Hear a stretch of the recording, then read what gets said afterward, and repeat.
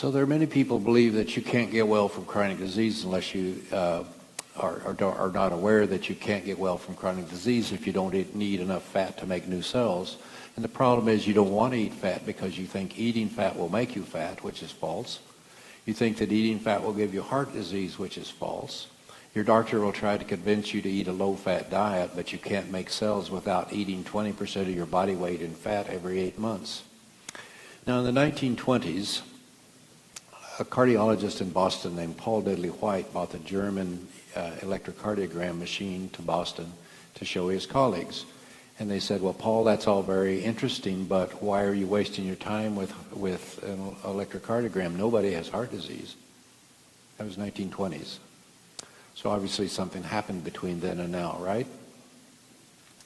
Well, what happened is that as people began to have heart attacks and they did the autopsies, they found these plaques in the coronary arteries, and within the plaques they found cholesterol. And so they made the assumption that somehow cholesterol was causing the plaques and therefore causing heart disease.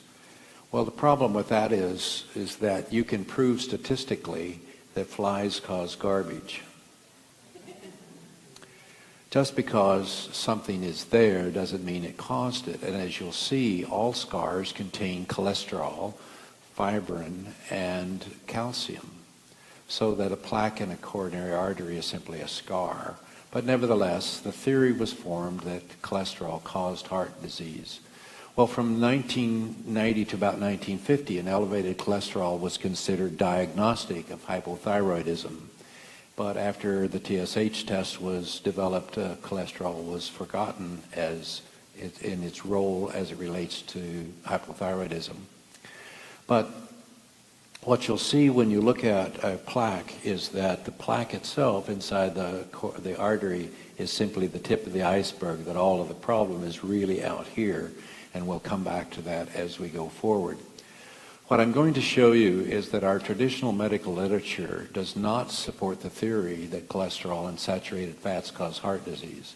So how did doctors and therefore their patients become so confused to believe that eating fat causes heart attacks? And how did doctors believe the myth that lowering cholesterol with drugs helps patients live longer and better? Well, it all started with the writing of Ancel Keys.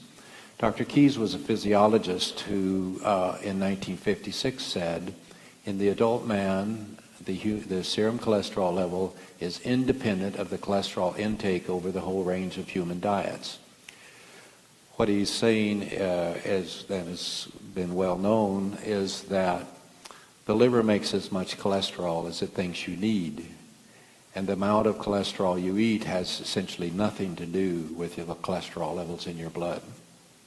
So when you go to the grocery store and it says, low cholesterol, buy me, that's marketing. That's not science. It has nothing to do with your cholesterol levels. Now, Ancel Keys got a job working in Minneapolis, St. Paul area, and he published nearly 100 papers between 1985 and 1995 convincing doctors that cholesterol causes heart disease.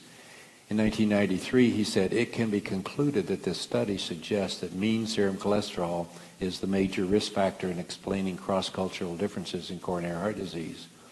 And he quit that job, and in 1997 he said, there's no connection whatsoever between cholesterol in food and cholesterol in the blood. None, and we've known that all along. Well, Keys published this thing called the 7-country study.